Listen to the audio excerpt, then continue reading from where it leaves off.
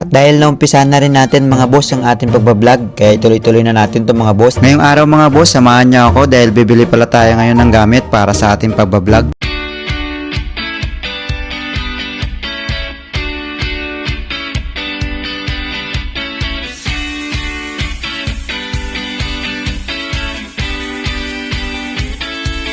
Ito yung araw na pupunta tayo ng Taichung mga boss at dumaan muna tayo ng 7-Eleven para mag-withdraw sa natira natin pera mga boss. At dahil ngayong araw mga boss ay bibili tayo ng DJI mic para magamit tayo sa ating pagbablog at para magpatuloy na rin yung ating pagbablog dito sa Taiwan mga boss. Ang bibilin pala natin mga boss sa araw na to ay isa sa mga pinapangarap kong bilhin nung ako'y nagtatrabaho sa Pilipinas mga boss. Isa rin to sa mga gusto kong bilhin sa Pilipinas mga boss, kaso sa sobrang liit ng sahod sa Pilipinas ay hindi ko afford bumili ng ganitong gadget mga boss. Kaya dito sa Taiwan mga boss ay may pagkakataon ako na mabili to at magpatuloy ko yung aking pagbablog. At maya boss ay alis na rin tayo dito at pupuntahan na natin ng shop para mabili na natin at para magamit na rin natin mga boss sa ating pagbablog sa araw-araw dito sa Taiwan. Ang hirap talaga mga boss ng isang OFW. Unang-una mga boss ay napalayo tayo sa mahal natin sa buhay. Isa rin sa mga matinding kalaban mo dito mga boss ay yung homesick. Naalala ko dati boss na ako'y baguhan pa lang dito sa Taiwan. Isang linggo pala ako dito sa Taiwan. After natin mag 7-Eleven mga boss ay naglakad lang tayo at hindi na tayo dyan ng motor mga boss dahil malapit lang naman yung mismong shop. At nandito na tayo mga boss sa pinaka-entrance ng shop at shoutout nga pala sa ating motor na doon na lang natin nilagay sa kabila at sulong-solo niyang parkingan at wala ngang parkingan dito sa harap. Dito pala sa Taiwan mga boss ay napakahigpit nila pagdating sa batas trapiko. Kapag tatawid ka mga boss ay kailangan mo dumaan sa pedestrian lane. Kaya kung mapapansin nyo mga boss, sobrang luwag ng kalsada nila at walang ka-traffic mga boss. At sana balang araw mga boss, ganito rin yung mangyayari sa Pilipinas. At siyempre dagdagan nyo rin mga pasahod dyan para uwi na kami dyan sa Pilipinas. Ay kapagod naman dito. Pagpasok natin sa loob mga boss ay bumaba ako dito sa first floor mga boss kung saan dito natin nakikita lahat ng klaseng gadget mayroon dito mga boss. Pagdating dito sa mismong shop mga boss, sobrang daming gadget talagang nagpapakita sa akin dito. Pera na lang talaga ang kulang mga boss. At tulad ng mga laptop, tablet, lahat ng klaseng iPhone at dito sa bandang kaliwa mga boss at mabilihan ng Instant 360, isa sa mga paborito natin kapag tayo ay nagra-rides. Ang punto talaga mga boss kung bakit ako pumunta sa shop na to mga boss para bumili ng DJI Pocket 2 para sa ating voiceover mga boss. Ayun mga boss,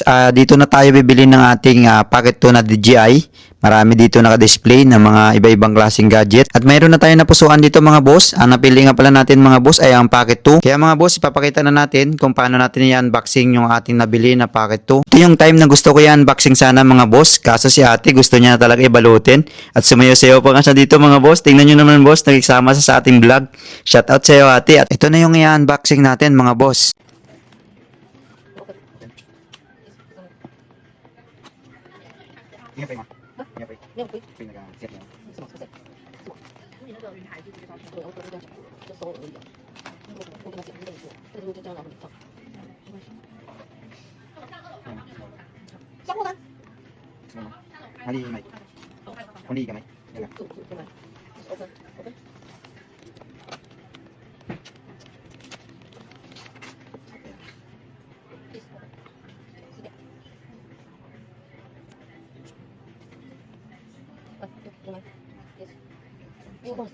Let's see. Yes, okay. Yang. Yeah. Yes. Charger na. Table. Okay. Yeah. Yes, charge table. Charger. Let's see. And then Type C to USB. Type C to USB. And this is for camera. 你好，等等，你要改过来这个。 Ganda. 我等下改。对，这个机器来给我，我现在这个机器。